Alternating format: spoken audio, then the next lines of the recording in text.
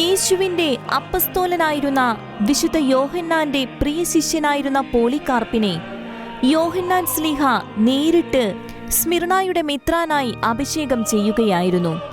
മതപീഡന കാലങ്ങളിൽ രഹസ്യ സമ്മേളനങ്ങളിലൂടെയും ലേഖനങ്ങളിലൂടെയും വിശ്വാസികളെ ധൈര്യപ്പെടുത്തിയ അദ്ദേഹത്തെ മാർക്കസ് ഔറേലിയൂസ് ചക്രവർത്തിയുടെ കാലത്ത് വിശ്വാസത്തിന്റെ പേരിൽ പീഡനങ്ങൾക്ക് വിധേയനാക്കി.